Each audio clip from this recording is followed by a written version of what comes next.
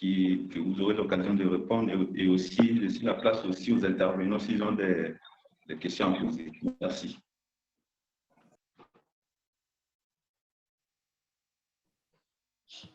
Bonjour à tous. Frédéric a quelques soucis de connexion, donc je me permets de reprendre le relais pour poser les questions à nos intervenants. Et ouvrir, donc vous inviter à continuer à poser vos questions sur ce cycle de webinaire qui est autour des enjeux de RSE, d'innovation et de stratégie. Donc, chacun, en fait, à partir de votre perspective, qu'elle soit académique pour les 2 premières interventions ou qu'elle soit concrète, pragmatique pour cette dernière intervention de Touhavina, vous avez mis en avant l'importance, en fait, du lien entre RSE et innovation. Vous avez rappelé en quoi innover par la RSE et pour la RSE est essentiel. Moi, je voudrais donc rappeler quand même que dans le cadre de l'Afrique, on a affaire à des modèles d'innovation durable qui sont différents. Il n'y a pas un modèle unique d'approche. Donc, la première question, ce serait peut-être de vous demander, peut-être plus particulièrement d'une perspective académique dans un premier temps, en quoi l'Afrique se distingue et comment on pourrait parler d'une vision commune de l'innovation et de la RSE. Alors, je laisse peut-être la parole à Dimbi dans un premier temps pour apporter son regard sur cette question. Alors, effectivement, notre objet d'aujourd'hui, c'est l'innovation RSE responsable en contexte africain. J'entends très bien cette idée de vision commune par rapport à ce que c'est l'Afrique, mais je dirais qu'il y a plusieurs Afriques, il y a plusieurs pays, et comme j'ai dit tout à l'heure, il y a plusieurs contextes locaux, spécificités territoriales qu'il ne faut pas gommer, surtout pas. Pour ma part, moi je milite justement pour cette contextualisation, cet ancrage local pour qu'on puisse effectivement, par ce qui se passe sur le terrain, comme a expliqué Touhavina tout à l'heure, comme j'ai expliqué sur l'exemple du commerce équitable que j'accompagne, on va faire monter justement des spécificités là où on a besoin justement de répondre à des enjeux de développement durable. Mais en même temps, et c'est ce que j'ai essayé de démontrer dans mes propos, la vision commune, ce n'est pas tant au niveau de l'Afrique, c'est cette vision commune de la planète, de notre société qui est cette fois-ci très commune. Et si on parle d'enjeux climatiques, je reviens juste sur le réchauffement climatique, même si l'Afrique ou les Africains ne sont pas parmi les plus pollueurs, nous sommes par contre parmi ceux qui sont les plus impactés par ce réchauffement climatique. Une vision commune, ce projet de société, on va essayer d'aller vers le développement durable. Et bien évidemment, pour moi, il y a ce côté ancrage local de l'innovation responsable. Par contre, il y a quelque chose qui était très important dans ce qu'a évoqué Touhavina tout à l'heure, c'est cette idée d'écosystème d'entreprises, mais pas que, des parties prenantes qui vont réfléchir ensemble sur ce que peut être la RSE, la politique de développement durable dans un pays ou au-delà, dans ce pays-là, dans les provinces, dans les régions, dans les localités au sein de ce pays-là. C'est ce qu'on, je crois qu'il y a quelqu'un de l'EDBM à Madagascar qui est présent. C'est ce qu'on essaie de faire, par exemple, à Madagascar, avec l'idée d'avoir une stratégie nationale de développement durable, en invitant justement les parties prenantes à réfléchir à ce que peut être la RSE à Madagascar. Et ensuite, cette stratégie-là a été apportée et écoutée tout au long des provinces et régions de Madagascar pour justement faire remonter d'autres spécificités locales, tant au niveau des secteurs, tant au niveau des acteurs, tant au niveau des enjeux auxquels sont confrontés justement ces acteurs-là dans ces localités. Merci beaucoup, Dimbi. Donc, vous avez rappelé l'importance de se mettre en place Oui. Ibrahima, je vous mets en mute. Vous avez rappelé l'importance donc de mettre en place un écosystème d'acteurs dans chaque localité, de bien prendre en compte le fait que les visions, il y a bien des visions différentes à travers l'Afrique et qu'il faut bien prendre en considération tous ces enjeux. Ibrahima, pardonnez-moi, je vais vous inviter à couper votre micro. pour que l'on puisse s'entendre. Et justement, donc, selon vous, donc j'entends bien tous ces enjeux clés à mettre en place, toutes ces priorités. Mais au-delà de ça, comment l'Afrique peut vraiment se positionner comme catalyseur de l'innovation au service d'une RSE ambitieuse et peut-être même oui, se positionner en chef de file.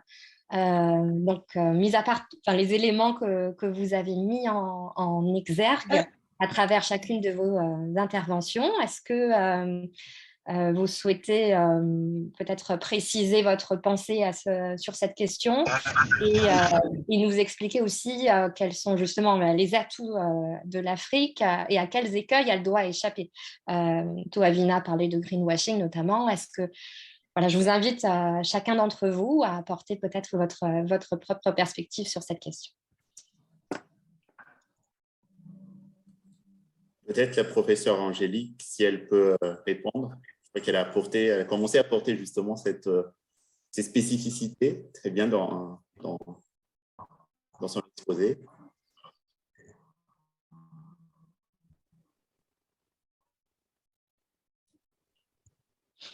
Angélique, je vous invite à répondre. Est-ce que vous êtes bien connectée?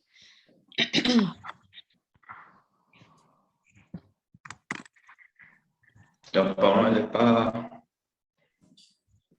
avec nous. Elle est bien présente. Oui, elle n'est pas présente. Donc, allez, Angélique, je vous en prie. Votre micro est sur mute. C'est Frédéric, donc je crois qu'elle n'est pas là. Je crois qu'on va, si le professeur Tibi peut nous donner son avis rapidement, et puis peut-être qu'elle va revenir tout à l'heure. Allô? Oui, Angélique, je vous laisse la parole, Angélique. D'accord, ok.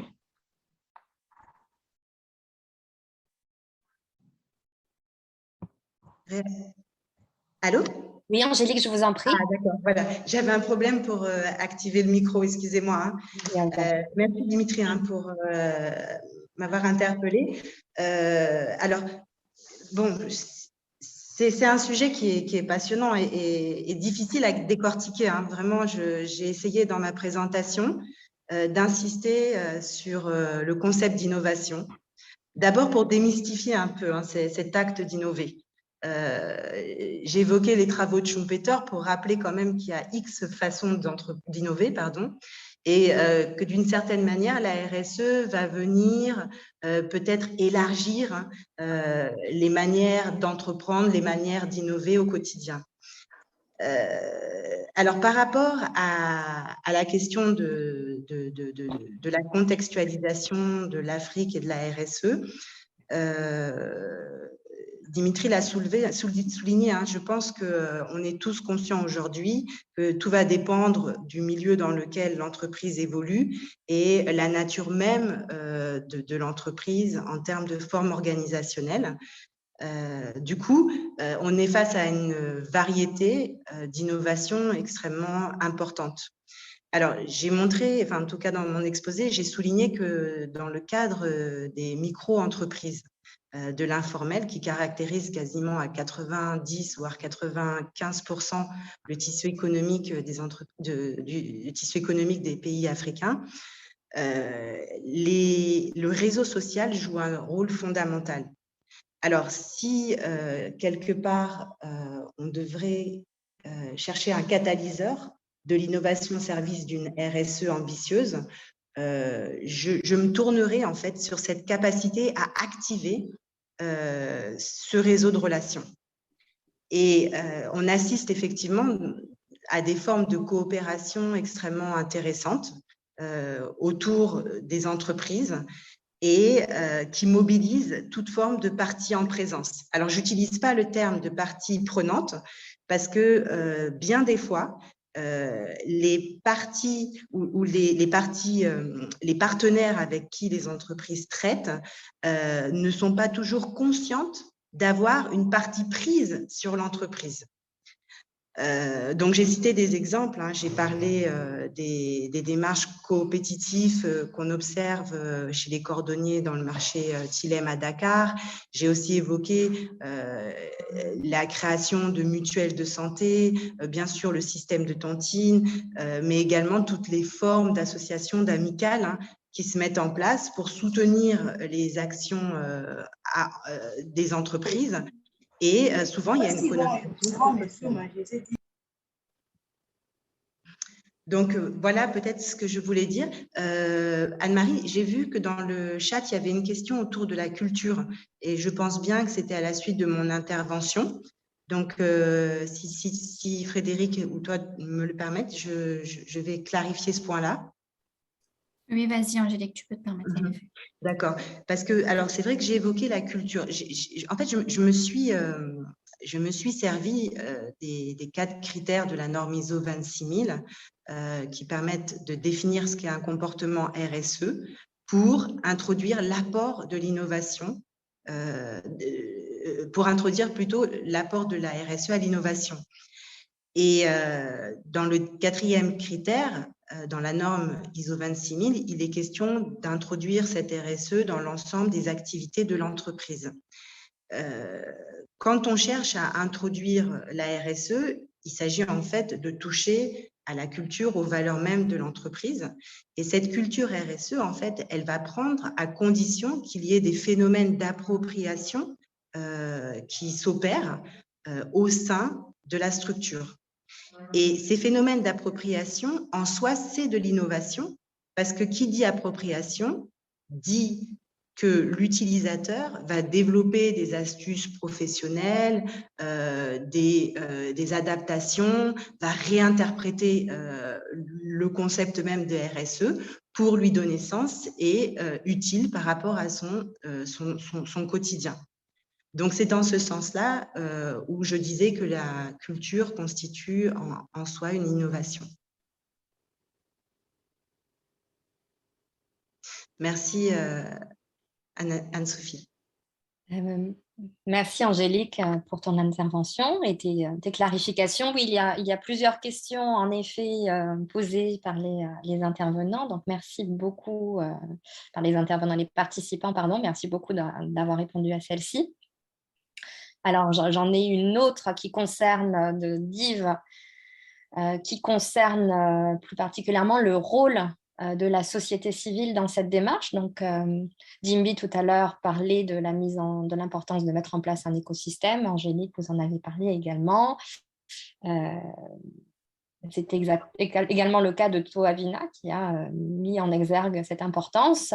Donc, selon vous, vous trois, quel est le rôle de la société civile dans cette démarche? Comment la société civile peut-elle s'impliquer dans cette démarche?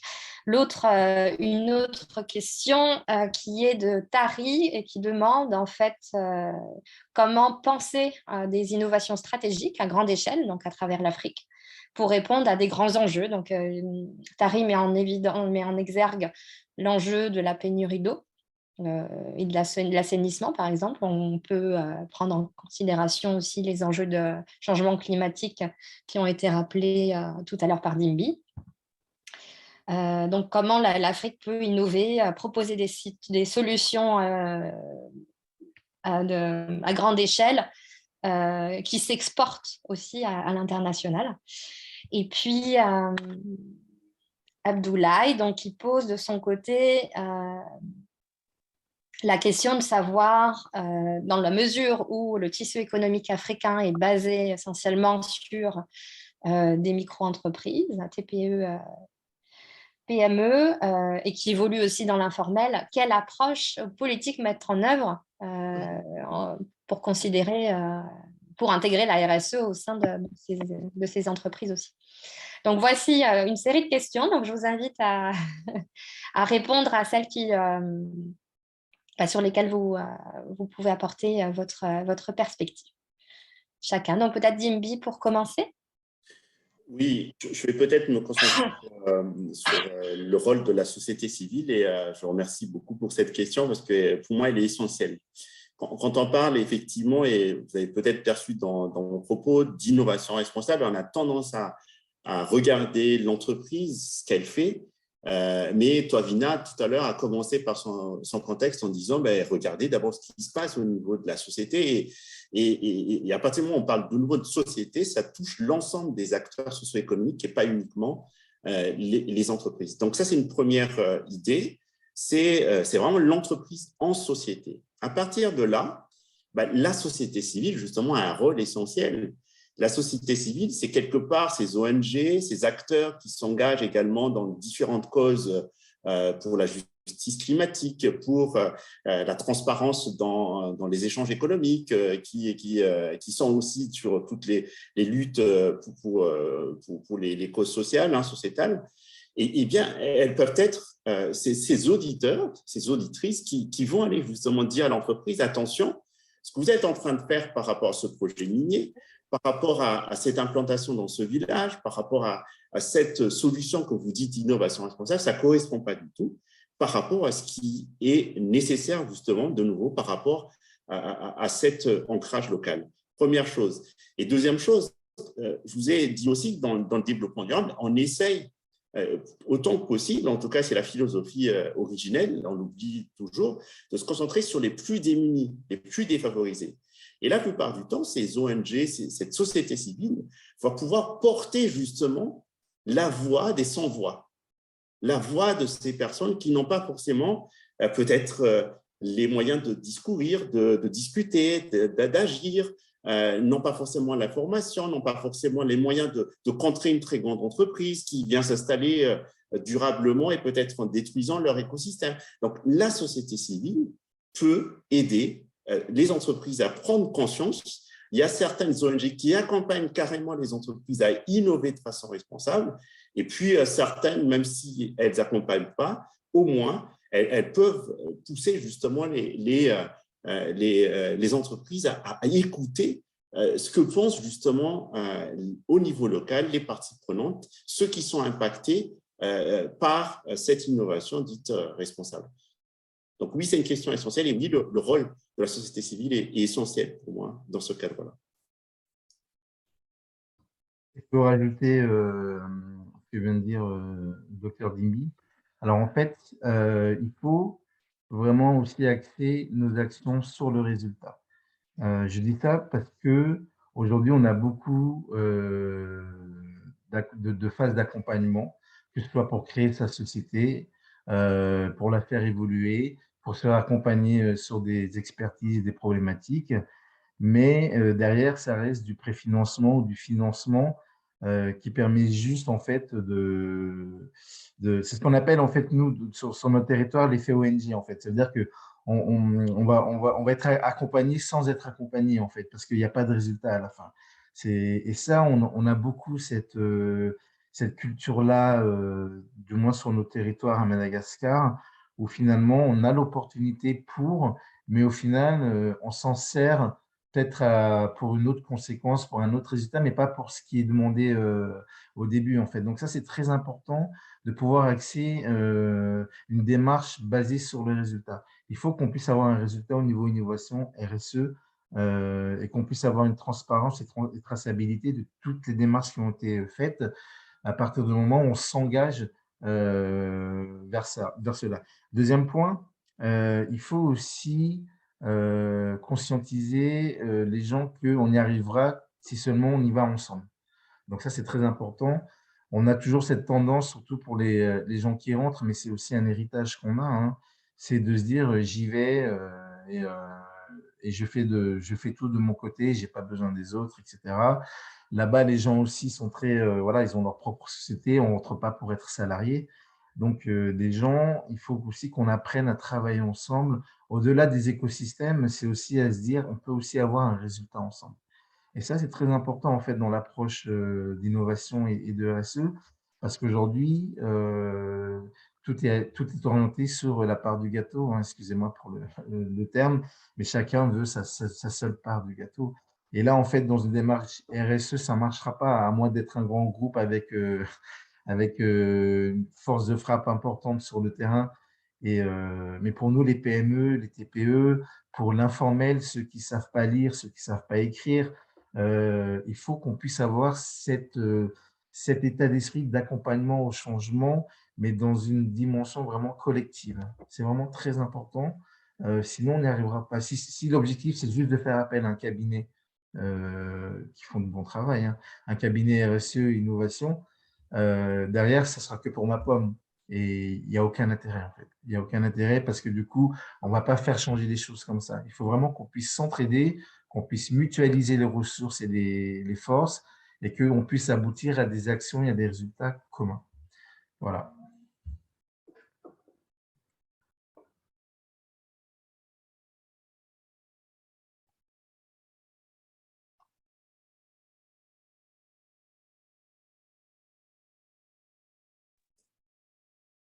Si Angélique, peut-être quelque chose à ajouter sur Allez-y, pardon, j'étais en train de parler. l'innovation à grande échelle. Oui, c'était la question. Pour moi, ça soulève deux aspects majeurs. Un, l'aspect des institutions politiques qui vont porter justement ce changement à grande échelle. Je m'explique. Toi, là, tout à l'heure, et moi aussi, j'ai défendu ce côté, on part du bas pour des acteurs pour faire quelque chose. Il y a quand même une responsabilité de l'action collective de nos politiques, de nos dirigeants. Et si on veut faire quelque chose, on veut ce changement à grande échelle, que ce soit au niveau d'une province, d'une région, d'un pays, et que l'Afrique, par la suite, porte justement ces changements-là comme étant des innovations responsables aux yeux du monde, eh bien, il y a un rôle majeur de nos politiques pour justement construire cette action collective qui peut être spécifique donc à l'Afrique, à un pays, à une localité. Ça, c'est une chose. Et deuxième chose, pour moi, ce qu'il faut aussi, et je pense que ça a été rappelé par mes camarades, c'est la formation, l'éducation, l'enseignement. Et ce webinaire participe à cela, hein, mais il faut aller plus loin. Il faut bien sûr présenter de nouveau ce qui se passe, hein, ce qu'on connaît de ce que c'est que le développement durable, le changement climatique, la RSE, mais surtout faire en sorte qu'il y ait des formations, il y a des formateurs, il y a de la recherche, il y a des chercheurs, il y a des ONG qui étudient ce que ça peut être réellement, ces concepts-là chez nous, en Afrique, et comment effectivement on peut les colorer, on peut les réellement ancrer dans nos spécificités et nos réalités. Et le défi de l'enseignement, de l'éducation, pour moi, est majeur, et ça rejoint ce qu'on a dit tout à l'heure sur la culture. Dans la culture, ce n'est pas simplement quelque chose qui vient d'une formation, ça vient aussi de l'identité culturelle et d'un pays, et ne pas les gommer, ne pas les oublier justement dans cette formation, dans cet enseignement en faveur de la RSE et du développement durable.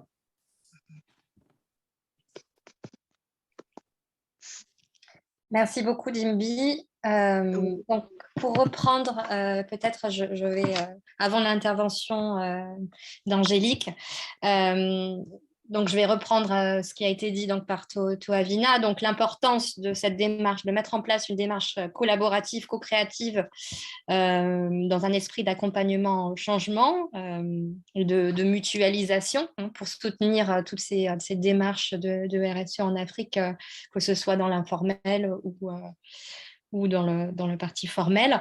Et donc, pour ce faire, Dimbi a proposé deux pistes de solutions. Déjà, l'importance d'une part de l'aspect institutionnel de la responsabilité de l'action collective publique à travers notamment le rôle majeur des politiques, et d'autre part, le rôle de la formation et de l'éducation. Et j'aimerais donc vous sonder sur d'autres pistes de solutions, justement.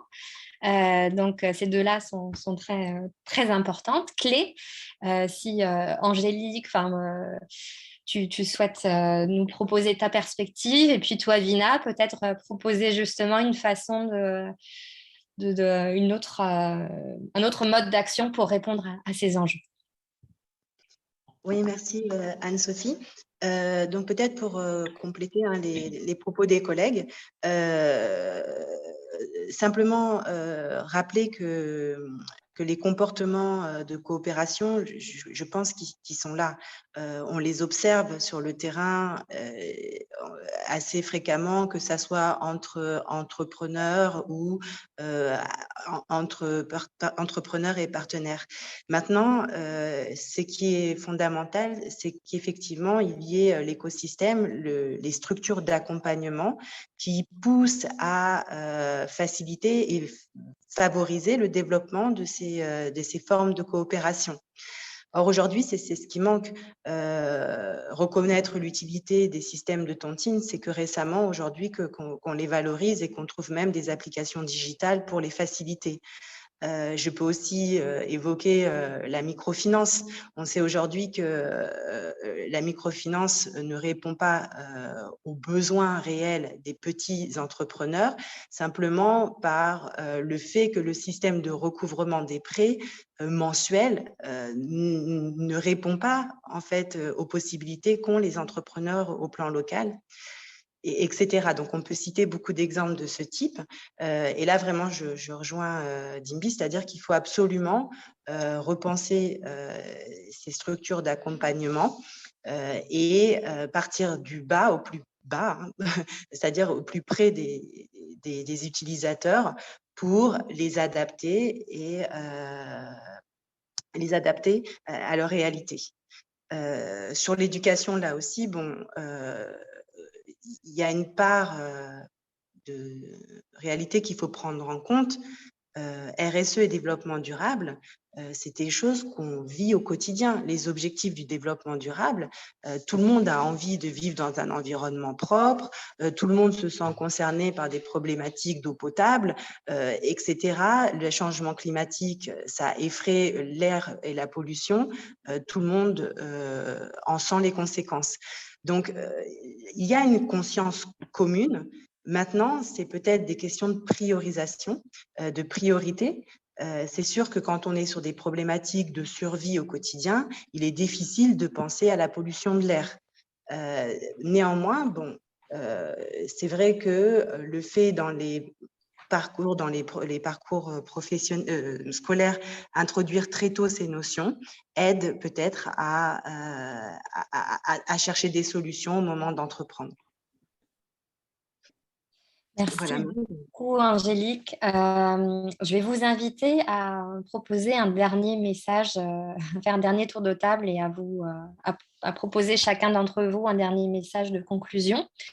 Et je voudrais rappeler quand même ce qu'avait mentionné Toavina dans le cadre de son intervention, l'importance aussi de proposer une RSE quand on parle d'innovation aussi, de proposer une RSE qui ne soit pas seulement un affichage, qui soit au-delà du greenwashing.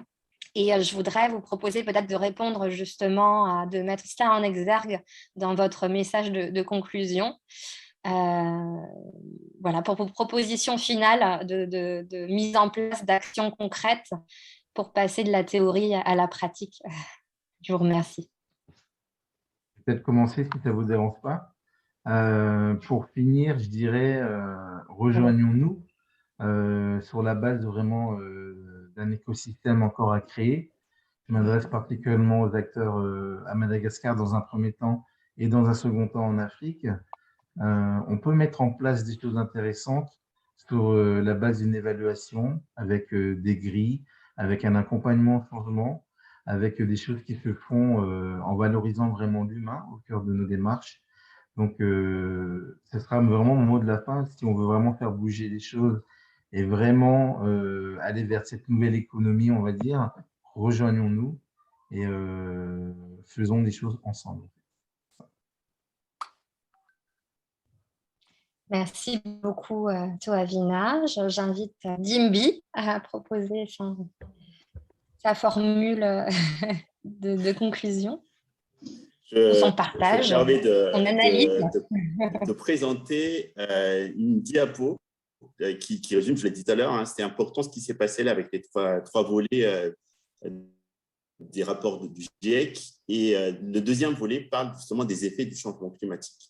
Et c'est très clair, tout ce qui se passe au niveau climatique est une menace pour le bien-être de l'humanité et la santé de la planète. Donc, mon message est plutôt un message d'urgence à agir maintenant, quel que soit votre niveau, quelle que soit votre catégorie. Vous êtes entrepreneur, vous êtes enseignant, vous êtes ONG, vous êtes décideur politique.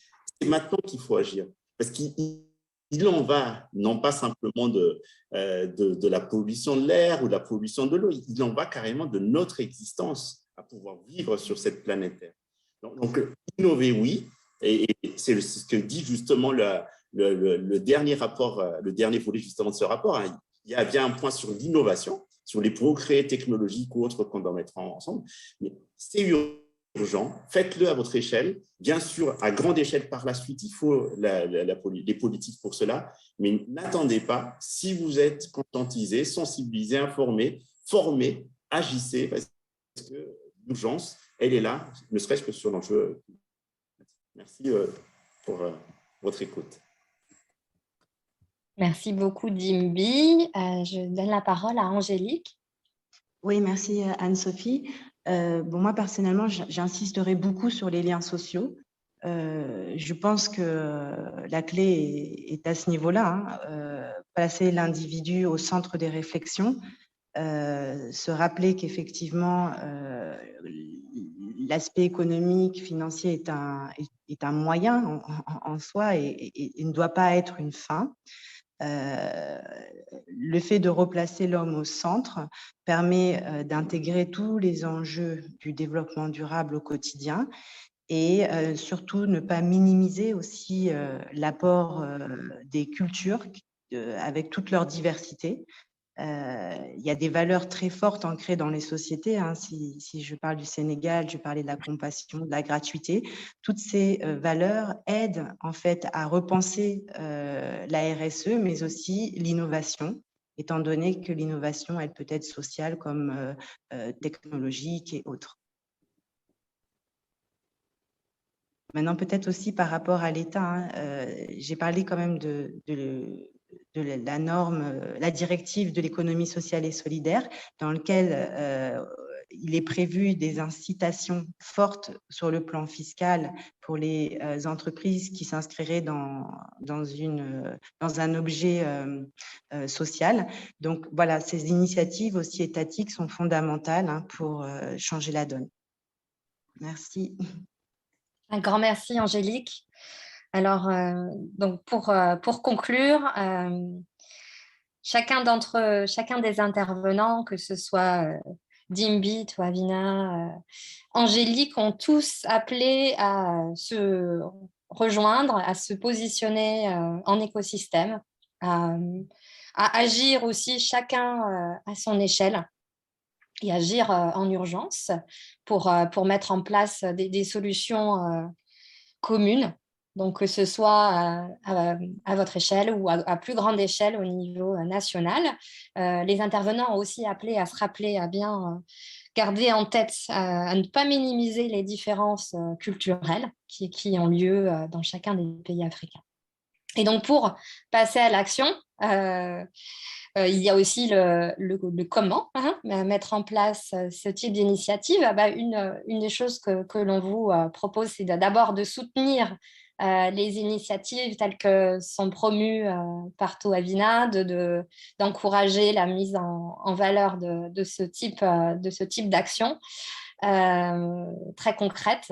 C'est aussi à travers, en rejoignant notre réseau également, RSE et PED, en nous liant ensemble, en proposant d'agir de manière en écosystème sur le terrain. C'est comme ça que nous nous renforcerons mutuellement et que nous réussirons à atteindre un impact qui soit le plus ambitieux possible. Donc, je vais inviter Anne-Sophie à apporter ses conclusions. Et moi, je vous invite à vous connecter pour le second cycle de webinaire qui aura lieu la semaine prochaine, le jeudi 21, donc à la même heure exactement, en GMT plus 1, toujours. Et ce webinaire, ça s'intéressera davantage aux questions d'innovation managériale. et de RSE. Donc, on rentrera dans les détails de ces enjeux. Je vous remercie, je remercie chaleureusement les intervenants, donc que ce soit Dimbit, Oavina, Angélique, vos interventions ont été magistrales et très, très utiles à nous tous. Et je remercie aussi Frédéric qui n'a pas pu s'exprimer comme il l'aurait souhaité du fait d'un problème de micro. Je